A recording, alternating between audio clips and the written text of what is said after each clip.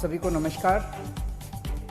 पिछले कुछ दिनों से दिल्ली के अंदर ऑक्सीजन की भारी कमी चल रही थी। दिल्ली को आज जितनी हमारी हॉस्पिटल्स हैं, जितने हमारी हेल्थ इंफ्रास्ट्रक्चर है, इसको चलाने के लिए 700 टन ऑक्सीजन की डेली ज़रूरत है। लेकिन दिल्ली को मिल रही थी किसी दिन 300, किसी दिन 350, किसी दिन 400, किसी दिन 450।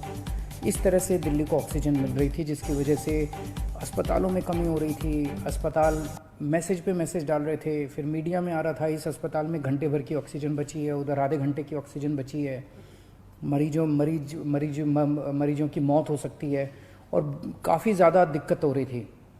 लेकिन कल पहली बार दिल्ली को 730 टन ऑक्सीजन केंद्र सरकार ने भेजी है। जैसा मैंने बताया, दिल्ली को 700 टन ऑक्सीजन की ज़रूरत है।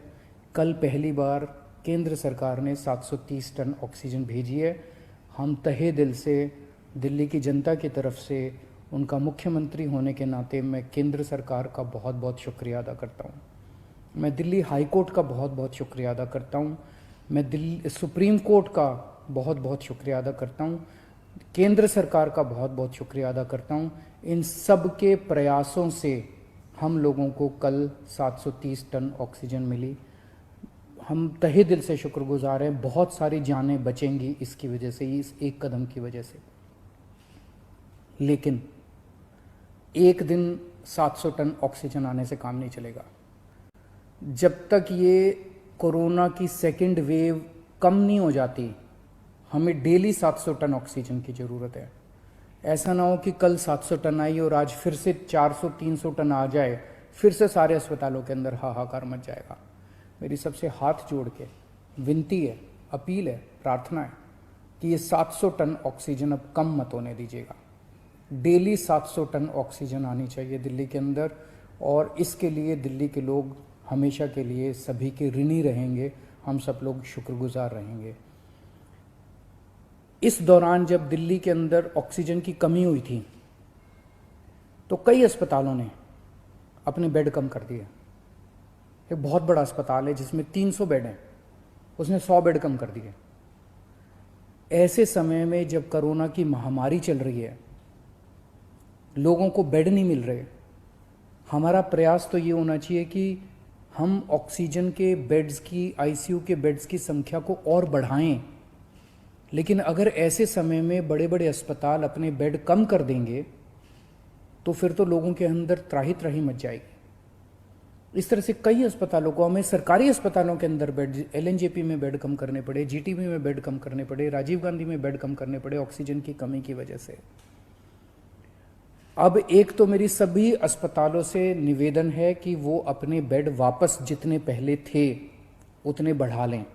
मैं उम्मीद करता हूं कि अब रोज 700 टन ऑक्सीजन आया करेगी, तो जिसके बेड थे हॉस्पिटल्स के, वो सब बेड्स अपने उतने ही बढ़ा लें।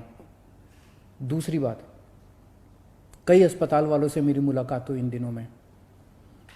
सभी अस्पताल, दिल्ली के सभी लोग इस वक्त एकजुट होकर, एक परिवार की तरह मिलके इस मुसीबत का सामना कर रहे हैं। कई अस्पताल वालों ने मुझे कहा कि अगर आप हमें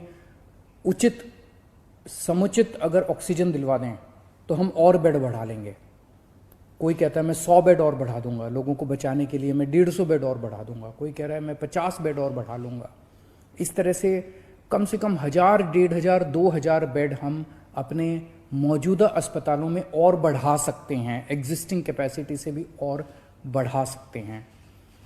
तो मैं पूरी उम्मीद करता हूं कि वो सभी अस्पताल अब जब 700 टन ऑक्सीजन डेली आया करेगी तो वो न केवल अपने जितने बेड हैं उनको चालू करेंगे, लेकिन जो बेड और जितने बढ़ा सकते हैं, उनकी जितनी भी क्षमता है और बढ़ा सकते हैं, और ज़्यादा से ज़्यादा बेड्स बढ़ाने की कोशिश करेंगे ताकि ज़्यादा से ज़्यादा पेशेंट्स को एडमिशन दिया जा सके, उनकी जान बचाई जा सके।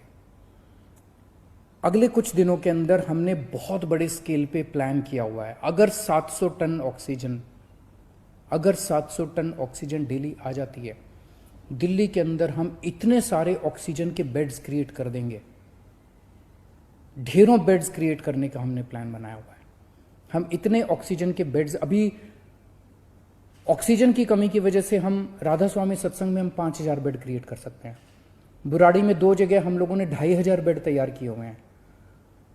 कॉमनवेल्थ गेम्स के अंदर 1,000 बेड तैयार किए हुए हैं। यमुना स्पोर्ट्स कॉम्प्लेक्स में 1,000 बेड तैयार किए हुए हैं।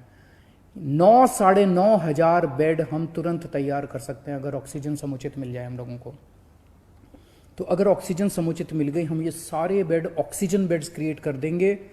अगर 700 टन ऑक्सीजन डेली आने लग गई, मैं आपको यकीन दिलाता हूं दिल्ली में किसी भी व्यक्ति की ऑक्सीजन की कमी की वजह से मौत नहीं होने देंगे। दिल्ली में किसी को भी ऑक्सीजन की कमी नहीं होने देंगे। ऑक्सीजन का बेड हम कम से कम हर एक व्यक्ति को उपलब्ध करा पाएंगे अगर हमें डेली 700 टन ऑक्सीजन मिलना चालू हो जाए तो हर व्यक्ति को ऑक्सीजन का बेड मिलेगा। ऑक्सीजन की कमी की वजह से आपको किसी तरह की तकलीफ नहीं होने देंगे। दूसरी बात, अंत पंत में तो अपने को वैक्सीनेशन करना पड़ेगा। इसका समाधान तो वैक्सीनेशन है।